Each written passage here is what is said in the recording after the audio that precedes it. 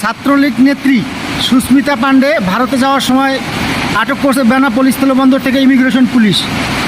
ওনাকে আটক করা ঠিক হয়নি। যারা ওনাকে আটক করছে তাদেরকে অনুরোধ করতেছি ওনাকে ছেড়ে দিন। উনি ভারতে যাক, উনি ভারতে গিয়ে রেমিটেন্স আহরণ করবে, দেশের জন্য রেমিটেন্স পাঠাবে। তাই তো ওনাকে সে ভারতে যেতে দেওয়া উচিত, কারণ ওনার বাংলাদেশ থেকে ইনকামের রাস্তাটি বন্ধ হয়ে গেছে।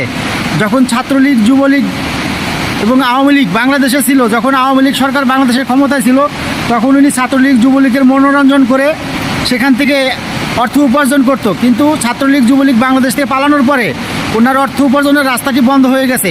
তাই তো উনি এখন অর্থ উপার্জন করতে সেই ছাত্রলীগ, যুবলীগ ভাইদের কাছে যেতে চাইছিল, যারা কিনা ইন্ডিয়ায় পালাই আছে এখন, তাদের কাছে যাইতে চাইছিল, তাদের মনোরঞ্জন করে কিছু টাকা উপার্জন করে দেশের জন্য রেমিটেন্স পাঠাবে। তাই আমি অনুরোধ করতেছি যে এই ছাত্রলীগের এই কর্মীকে ইন্ডিয়ায় পাঠানোর সুযোগ করে দেওয়া হোক, ইন্ডিয়ায় যেতে দেওয়ার সুযোগ করে দেওয়া হোক, যাতে উনি ইন্ডিয়ায় গিয়ে ইন্ডিয়া থেকে ইনকাম করে, বিভিন্নভাবে ব্যবসা বাণিজ্য করে ইনকাম করে বাংলাদেশের জন্য রেমিটেন্স পাঠাতে পারে। এটা আমাদের দাবি, কারণ উনি বাংলাদেশে রেমিটেন্স পাঠালে এই রেমিটেন্স বাংলাদেশের অর্থনীতিতে ভূমিকা রাখবে। তাই বাংলাদেশের অর্থনীতিতে যাতে ভূমিকা রাখতে পারে, ওনাকে ভারতে রেমিটেন্স আহরণ করার জন্য যেতে দেওয়া হোক।